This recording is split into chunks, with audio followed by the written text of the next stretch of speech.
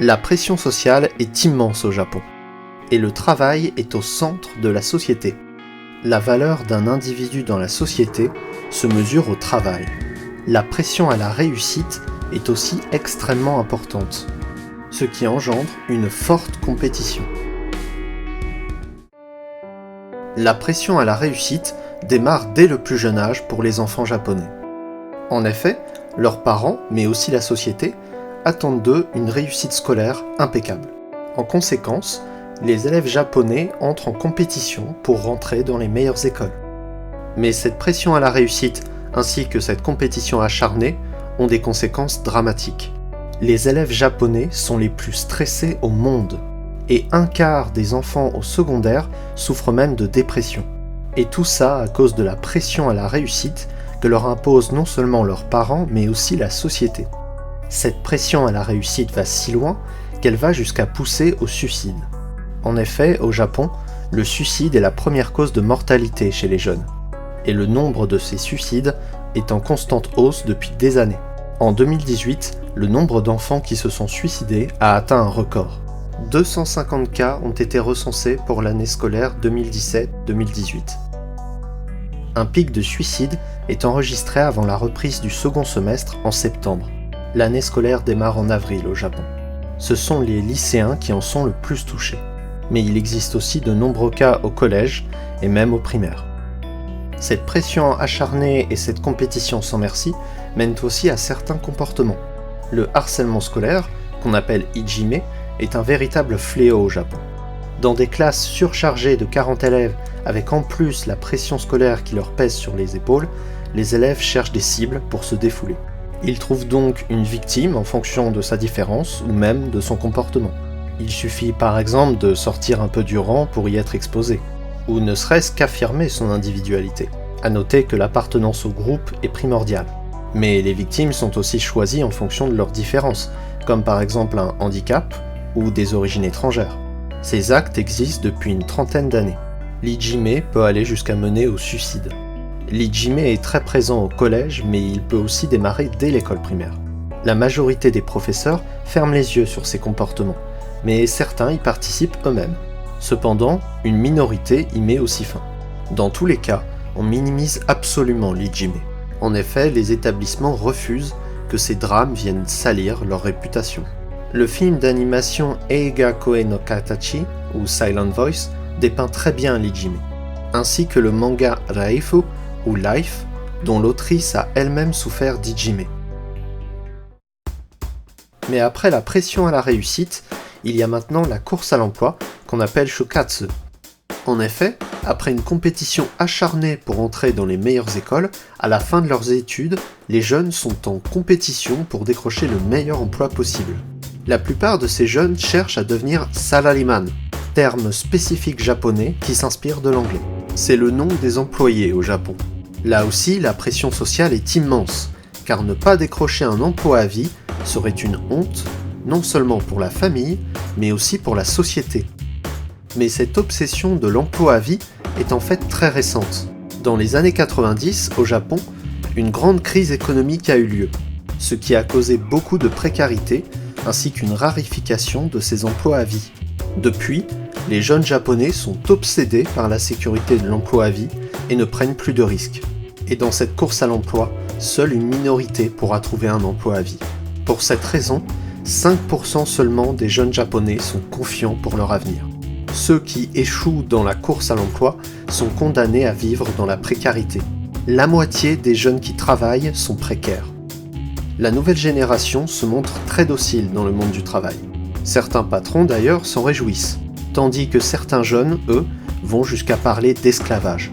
En effet, au Japon, dans le monde du travail, il y a beaucoup de harcèlement moral qu'on appelle power hara, contraction du terme anglais power harassment. Une partie de ces jeunes qui échouent dans cette course vit dans la honte et va parfois jusqu'au suicide. À cause de cette course à l'emploi, les jeunes sont beaucoup moins aventureux. Plus de la moitié des vingtenaires ne sont jamais partis à l'étranger et n'en ressentent pas le besoin. Là aussi, c'est la sécurité qui prévaut, la prise de risque ne les intéresse pas. Au Japon, dans le monde du travail, la culture du présentéisme est très importante. Par exemple, en entreprise, enchaîner les heures supplémentaires est vu comme une forme de loyauté. Aussi, quitter son poste trop tôt est très mal vu. Il ne faut surtout pas passer pour quelqu'un de paresseux.